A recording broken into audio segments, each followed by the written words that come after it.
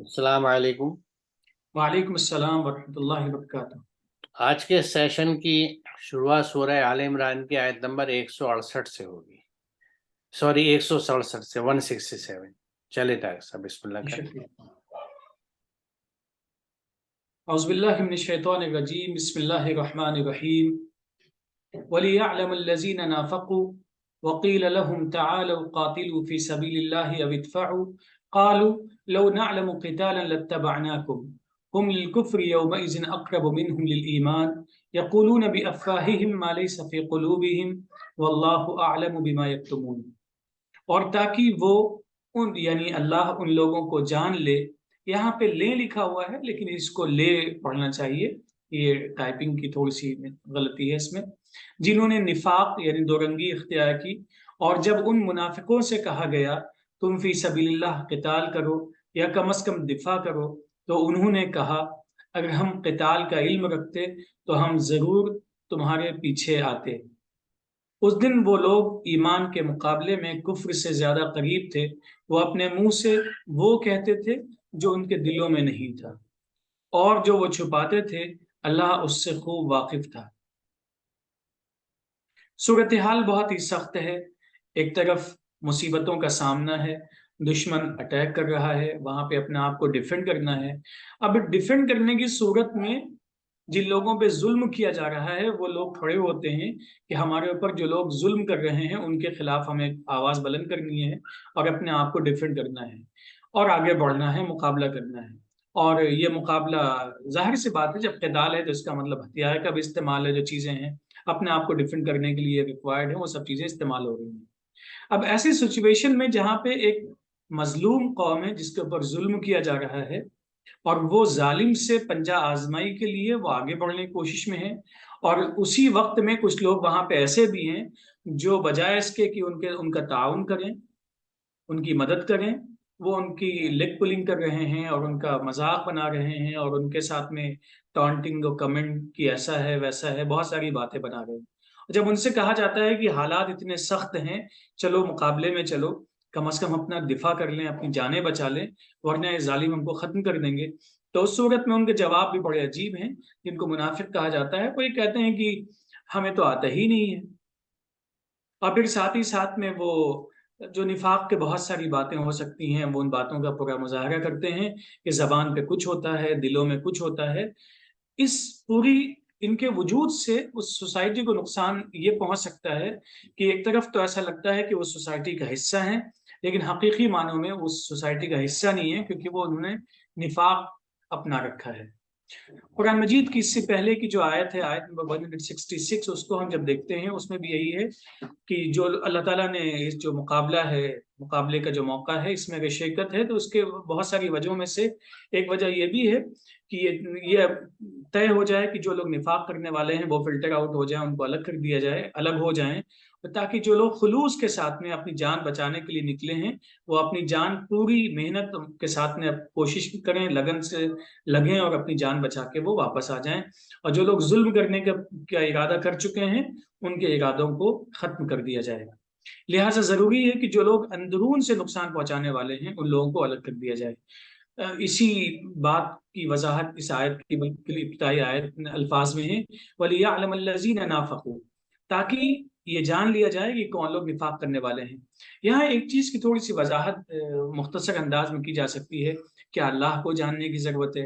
जाहिर सी बात है वो अल्लामुल ग़ुयूब है, आलिमुल गैब है, वो आलिमुल गैब वो शहादा, ही नोज एवरीथिंग, उसके इल्म तमाम चीजें हैं, उसके दायरे इल्म से कोई चीज बाहर नहीं है। लेकिन ये जो हमारी जिंदगी का निज़ाम है, इस निज़ाम के तहत जो निज़ाम चूंकि अल्लाह ही ने कायम किया है, उस निज़ाम के तहत, उसकी तकमील के तहत, उसके तमाम जो उसके पहलू हैं उनकी तकमील की खातिर ये उसका जानने का ये हिस्सा है कि अल्लाह ताला उस निज़ाम को मुकम्मल कर दे। उसी निज़ाम की तकमील में है कि ये जो आमने सामने मुकाबला हो रहा है उसमें भी लोग निकलें, जिन पे जुल्म हो रहा है वो अपने आप को के दिफा के लिए निकलें, अपने ऊपर जो लोग जुल्म कर रहे हैं उन लोगों को के जुल्म को ख़त्म किया जाए, और ताकि जो लोग अंदरून से नुकसान पहुंचाने का इम्कान रखते हैं यानी मुनाफिक हैं वो भी अलग हो जाएं। और जहन में बात रखनी चाहिए, वल्लाहु आलमु बिमा यक्तुमून। कोई शख्स है निफाक की जिंदगी जी रहा है اور اس غلط خوش فہمی میں ہے کہ لوگ اس کو پہچان نہیں سکتے ہیں، اللہ تعالیٰ اس کو الگ نہیں کرے گا، لوگ ہمیشہ اس کی منافقت کی وجہ سے اس کو سمجھ نہیں پائیں گے اور اس کے ساتھ میں جیتے رہیں گے. تو یہ غلط فہمی ہے، اس کو سمجھ لینا چاہیے کہ اللہ تعالیٰ ہر چیز سے واقف ہے، اور جن لوگوں کے ساتھ میں یہ لوگ جی رہے ہیں، جن کو نقصان پہنچانے کی کوشش میں لگے ہوئے ہیں اپنے نفاق کے ذریعے سے، اللہ تعالیٰ ان کی مدد اس طرح سے کرے گا کہ ایسا موقع جب ہوگا تو اس وقت میں یہ لوگ خود بخود ان کو فلٹر کر دیا جائے گا. آپ نے بالکل ٹھیک کہا کہ اللہ تو ہر چیز جاننے والا ہے، لیکن اللہ کا نظام جو ہے وہ جس انداز سے قرآن بھی ہمیں سمجھ آتا ہے کہ وہ ہر چیز کو نمبر ایک بات تو یہ دلیل سے بتاتا ہے، دوسری بات یہ کہ وہ اپنے سامنے ہر ایک شخص کو اس کی آنکھوں سے دکھا دیتا ہے.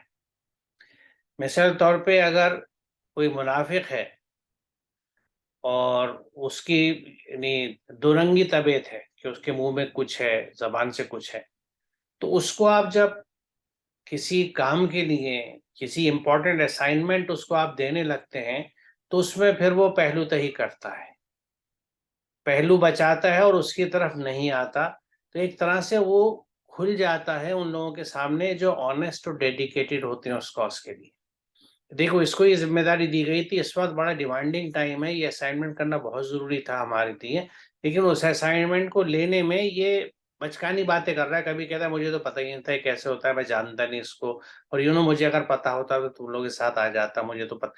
تو یہاں ایک طرح سے وہ ایکسپوز کر رہا ہے، اللہ تو جانتا ہے لیکن وہ سب لوگوں کو دکھا رہا ہے دنیا میں، جسے کہتا ہے تش تش بام کرنا، ہر چیز کو کھول کے سامنے رکھ دیا کہ اب تم خود دیکھ لو. اور دوسری یہ بات یہ بھی سمجھاتی ہے ہمیں، جو ہمارے لیے بھی ہدایت ہے، کہ ہم وہ نہیں ہیں جو ہم سوچ رہے ہیں، ہم وہ ہیں جو ہم کرتے ہیں، جو ہمارے اعمال دکھاتے ہیں، جو ہمارے اعمال بتاتے ہیں ہم وہی ہیں. یعنی ہمارے ایمان اور سوچ کچھ بھی ہو لیکن ہمارا عمل جس طرف جاتا ہے ہم وہی کہلاتے ہیں. میں اپنے آپ کو مسلمان کلیم کروں، مسلم سمجھوں، عقیدہ رکھوں، لیکن میرا عمل اگر اللہ کے احکامات کے مطابق نہیں ہے، یعنی مسلم والا نہیں ہے، تو مجھے مسلم کوئی نہیں کہے گا. اور یہ چیز ایکسپوز ہو جائے گی اور اس کو دنیا دیکھ لے گی، تو یہ ہر چیز سب کے سامنے آ جاتی ہے، کھل جاتی ہے. یہ ایک طریقہ ہے اللہ کا، یہ ایک دلیل ہوتی ہے، کھلی چیز ہوتی ہے، سامنے آ جاتی ہے، کیونکہ وہ تو ہر چیز جانتا ہے، لیکن جو ہم نہیں ہیں، جو ہم جاننے والے نہیں ہیں، ان کو اس چیز کا موقع دیتا ہے پرکھنے کا. یعنی جب چیلنجز اللہ تھرو کرتا ہے تو اس کے تحت بہت سی چیزیں سامنے ہمارے کھل کے آ جاتی ہیں، ہمارے پوٹینشیلز کھل کے آ جاتے ہیں، کون کس طرح ریئیکٹ کرتا ہے اس سے یہ نہیں سے کہتا نا بھلے برے کی تمیز ہو جاتی ہے، اپنے پرائی کی تمیز ہو جاتی ہے، اور ہم پھر اپنی ایک طرح سے پھر سے اسٹریٹجیز اپنی زندگی کی طے کر سکتے ہیں کہ ہمیں کام کس طرح کرنا ہے. اب یہی بات تھی منافقوں کے تعلق سے کہ جب ان سے کہا گیا کہ بھائی یہ چیلنج کا وقت ہے، آپ پہ حملہ ہوا ہے تو تم کھڑے ہو جاؤ لڑنے کے لیے، کچھ نہیں تو کم از کم کچھ ڈیفینسو کام کر لو، کچھ حفاظت کر لو، کچھ ایٹ لیسٹ وہ تو کر لو. تو انہوں نے کہا کہ ہم تو علم ہی رکھتے، ہم جانتے نہیں تھے اس پہ. تو اب اس کیفیت کی میں کہا جا رہا ہے کہ اس وقت وہ ایمان کے مقابلے میں کفر سے زیادہ قریب تھے، کیونکہ وہ انکار ہی نہیں کر رہے تھے بلکہ وہ ایک دوغلے پن کا ہی مظاہرہ کر رہے تھے، کہ وہ منہ سے تو سامنے کہتے تھے ہم آپ کے ساتھ ہیں، آپ کے اس کاز کے ساتھ ہیں، لیکن جب ایک ڈیمانڈ آتی ہے، ایک اسائنمنٹ ملتا ہے تو اس وقت آپ پیچھے ہٹ جاتے ہیں. تو ایسے لوگ جو ہوتے ہیں یہ بہت جلدی ایکسپوز ہوتے ہیں. اور اللہ تعالیٰ بھی اس بات کو یہ بتاتا ہے کہ اللہ تعالیٰ خوب واقف ہے، کیونکہ وہ دلوں کے حال جانتا ہے، وہ تو خوب واقف ہے. اس آیت کے آخر میں وہی بات کہی گئی ہے. شروع میں کیا بات کہی جا رہی ہے کہ وہ ہم کو واقف کرانا چاہتا ہے. وہ اس طرح سے یہ لوگوں کے سامنے اپارچونیٹیز اور چیلنجز ڈال کے ان کے ریئیکشنز اور ان کی آؤٹ پٹ سے یہ ثابت کرتا ہے کہ دیکھو پرکھ لو یہ لوگ کون ہیں، ان کو پہچان لو، ان سے واقف ہو جاؤ، تاکہ ان کے ساتھ پھر آئندہ اسی احتیاط کے ساتھ چلا جائے کہ ان پہ آپ ڈیپینڈ نہیں کر سکتے. یہ اس طرح کے لوگ ہیں جس کو ہم کہتے ہیں کہ دے آر ناٹ ریلائبل، یہ ریلائبل لوگ نہیں ہیں اور فیتھ فل نہیں ہے اپنے کمٹمنٹ کی طرف. چلے طارق صاحب آگے چلیں.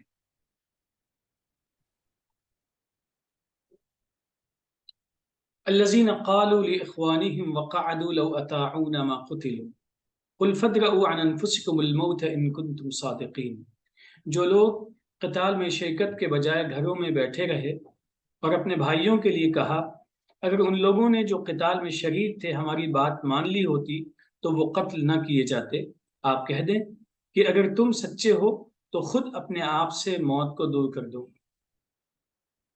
یہاں پہ قتال اور لفظ موت یہ دو بہت ہی ایکسٹریم سچویشنز ہیں جن کا ذکر یہاں پہ کیا گیا ہے، لیکن عام طور پہ زندگیوں میں جب آپ اپنی ڈیلی لائف روزمرہ کی زندگی دیکھتے ہیں تو ہمیں اس بات کا اندازہ ہوتا ہے کہ جب ہم کسی بات کو نہیں کرنا چاہتے ہیں، ٹالنا چاہتے ہیں، تو اس کے بہت سارے حربے اپناتے ہیں۔ حربے عام طور پہ زبانی ہوتے ہیں اور بہت سارے جملے بازیاں، زبانی جمع خرچ، مختلف قسم کی باتیں بنانا، یہ سب کچھ اس میں شامل ہوتا ہے۔ ان لوگوں کے ساتھ میں پریشانی یہ تھی کہ یہ لوگ رہنا بھی چاہتے تھے ساتھ میں اور عملی طور پہ شرکت کرنا بھی نہیں چاہتے تھے، کیونکہ ایمان نہیں تھا، آخرت پہ یقین نہیں تھا، اس لیے وہ ان بنیادوں پہ جو آخرت پہ ایمان کی بنیاد پہ چیزیں قائم ہوتی ہیں اس طریقے سے وہ اپنے آپ کو اس نظام میں شامل نہیں کر پائے تھے، کیونکہ اندرون ان کا مضبوط و مستحکم نہیں تھا۔ اس کا نتیجہ یہ تھا کہ یہ خود اپنے طور پہ بھی اچھے عمل، جو ایک سچویشن تھی جہاں پہ ان کو آگے آنا چاہیے تھا، ایک مظلوم قوم تھی، اس مظلوم قوم کے اوپر ہونے والے ظلم کو دور کرنے کی کوشش میں ان کو لگنا چاہیے تھا۔ پہلا تو انہوں نے خود یہ کام نہیں کیا، اور ساتھ ہی ساتھ میں جو لوگ اس کام میں گئے، جن لوگوں نے ظلم کے خلاف آواز بلند کی، ان لوگوں کے سلسلے میں بھی ان کے جو کمنٹس تھے بڑے ہی تکلیف دیتے۔ وہ کہتے تھے کہ ان لوگوں نے ہماری بات نہیں مانی ہے، نہیں مانی ہے تو اب بھگت رہے ہیں، بھگتے ہیں، وغیرہ وغیرہ، جو بہت ہی قبیح قسم کی چیزیں ہوتی ہیں۔ اللہ کہتا ہے کہ تم ان لوگوں سے کہہ دو، ایسے لوگوں سے جو اس طرح کے ماحول میں ایسی بات رکھتے ہیں، ایسی باتیں کرتے ہیں، کہ اگر واقعی تم اپنے آپ کو مصیبتوں سے بچا سکتے ہو، دوسروں پہ جب ظلم ہو رہا ہے اس صورت میں تم اپنی آنکھیں بند کر لیتے ہو، تمہیں لگتا ہے کہ تم محفوظ رہو گے اس ظلم سے، تو ٹھیک ہے، جو تمہاری انجام ہونے والا ہے اس انجام سے اپنے آپ کو بچا کے دیکھ لو۔ اگر دیکھ سکتے ہو تو ٹھیک ہے، ورنہ نتیجے جیسے آئیں گے اس کا اندازہ تمہیں خود بخود اس وقت پہ ہو جائے گا۔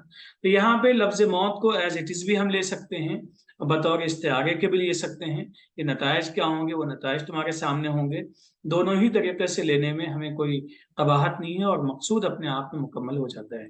اس میں عملی طور پہ ہمیں کیا ملتا ہے، یہ بڑی اہم چیز ہے ان دونوں آیتوں میں، کہ عملی طور پہ ہمیں کیا ملتا ہے۔ عملی طور پہ ہمیں یہ ملتا ہے باتیں بنانے سے کچھ نہیں ہوتا ہے، جہاں پہ جس وقت میں جو ضرورت ہے اس وقت میں وہ عمل کرنا اپنے آپ میں مقصود ہوتا ہے، اور اس عمل میں اگر کوتاہی ہے تو اس کا مطلب ہم لاکھ باتیں بنائیں، نتائج ہمارے حق میں کبھی بھی نہیں ہو سکتے۔ بہت سے لوگ نتائج کی بنیاد پہ گفتگو کرتے ہیں۔ مثال کے طور پہ اگر اللہ کے راستے میں کوئی شخص کوئی کام کرتا ہے اور اس میں اس کی جان چلی جاتی ہے، تو یہ کہتے ہیں کہ بھئی خواہ میں اس چکر میں پڑا، نہ وہاں جاتا نہ یہ ہوتا۔ تو ایسا لگتا ہے کہ گویا موت جو ہے وہ کنڈیشنل ہے، کہ اگر آپ یہاں ہیں تو موت آ گئی، وہاں گئے تو نہیں آئی، اس سچویشن میں آ گئی، اس میں نہیں آئی۔ یہ بنیادی چیز ہے جس کو ہمیں سمجھنا چاہیے کہ ہر شخص کی موت اور اس کی زندگی جو ہے، یوں ہم کہیں کہ اس کی زندگی اور اس کی مدت جو ہے وہ اس کے اس راستے پہ منحصر ہے جس میں اس نے چن لیا اپنی زندگی گزارنے کے لیے، اور اس راستے کا جہاں اختتام ہے وہیں اس کی زندگی کا اختتام ہوتا ہے، اور وہ وقت ہے کہ یہ راستہ یہاں تک جاتا ہے، اس کے بعد جس راستے پہ یہ چل رہا ہے اس کا اختتام یہاں ہے، تو یہاں اس کا زندگی کا سلسلہ ختم ہوتا ہے۔ اسے اس طرح سمجھیے کہ اگر پڑوس کے گھر میں آگ لگ گئی اور وہاں کچھ لوگ پھنس گئے، اور ایک شخص انسانی ہمدردی اور جان بچانے کے تقاضے سے اس جذبے سے اس آگ میں گھس جاتا ہے، تو اب دو ممکنات ہیں۔ اگر وہ زندہ نہیں آ سکا تو لوگ عموماً یہ کہتے ہیں کہ بھئی خواہ میں گھسا آگ میں جا کے، بلا وجہ مارا گیا۔ اگر وہ کامیاب ہو جاتا ہے کچھ لوگوں کو بچانے کے لیے تو یقیناً اس کو اپریشیٹ تو کرتے ہیں، لیکن یہ رخ زیادہ اہم ہے کہ اگر وہ اچھے کاز کے لیے جاتے ہوئے رزلٹ نہ لا سکا اور ختم ہو گیا تو کہتے ہیں کہ نہ جاتا نہ ہوتا۔ یہ نہیں سمجھتے کہ اس نے جو اس کال پہ لبیک کہی تھی، جو گیا تھا، وہ زیادہ امپورٹنٹ تھا، کہ اس نے دوسروں کی جان بچانے کے لیے اپنی جان کی پرواہ نہیں کری اور ہمت کر کے گیا، وچ از something much appreciable. بجائے اس کے کہ اس کو آپ ایک گلٹ بتا دیں، اس کے لیے غلطی بتا دیں اس کے پارٹ پہ کہ نہ جاتا نہ مرتا نہ جلتا وہاں جا کے. تو یہ بات ہمیں سمجھنی چاہیے کہ دیکھیے قرآن آگے بھی ذکر آئے گا کہ اللہ کے راستے پہ نکلنے اور کام کرنے کے لیے کہتا ہے. اللہ کے راستے کیا ہے؟ ہر وہ، یعنی یوں سمجھیے کہ اللہ کی کسی بھی صفت کو اپنانے کے لیے جب آپ کوشش کرتے ہیں تو وہ اسٹرگل اللہ کے راستے میں ہوتی ہے.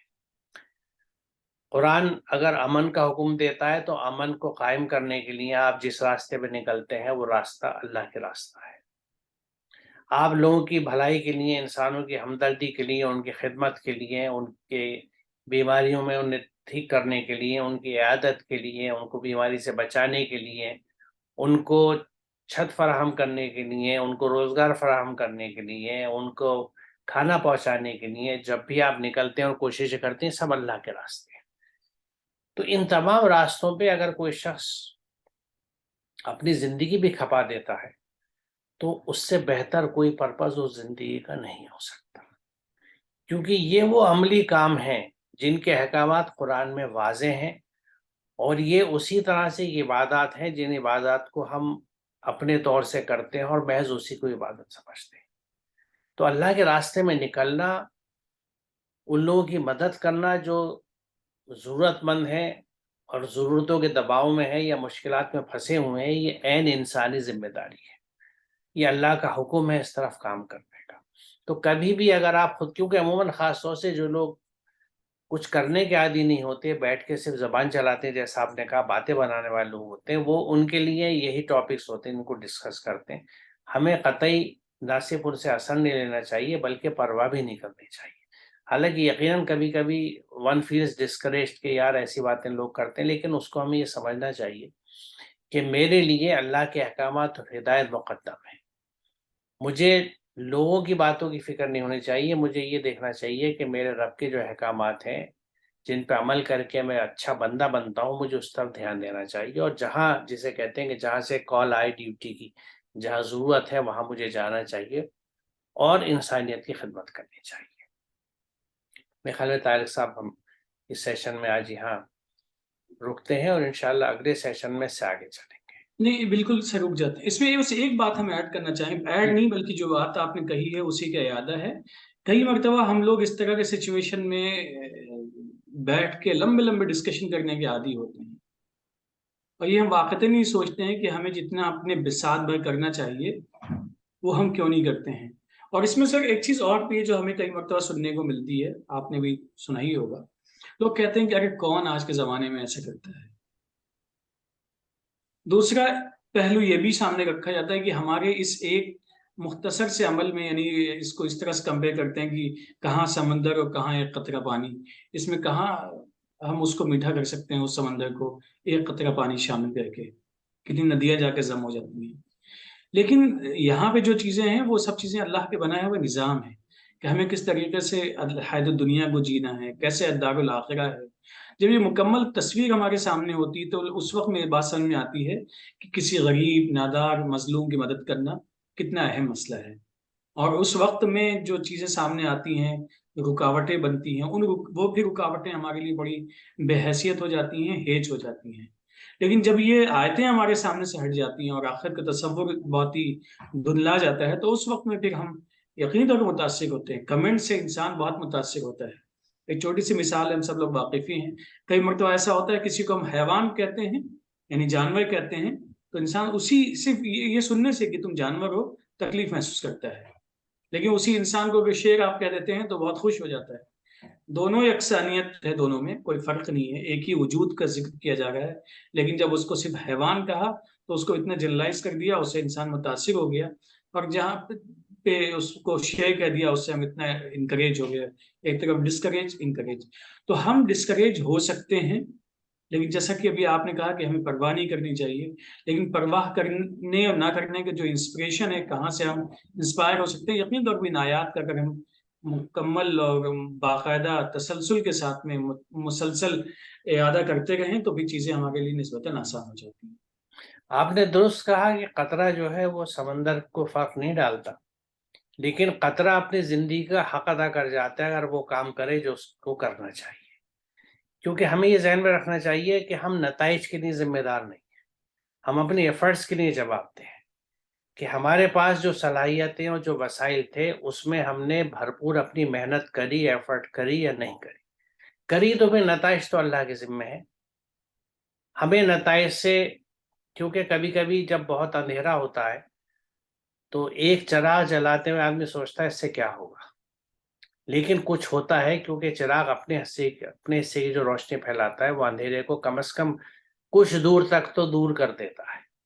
تو لہٰذا ہمیں اپنی ایفرٹ کرنی چاہیے، جو اللہ کا حکم ہے ہمیں یہ نہیں سوچنا چاہیے کہ اتنا اندھکار ہے کیا ہوگا اگر میں بھی چراغ جلاؤں، لیکن ایک ایک چراغ امپورٹنٹ ہے، اور اندھیرے چھٹتے جب ہی ہیں جب ہر کوئی اپنے حصے کے چراغ جلاتا ہے۔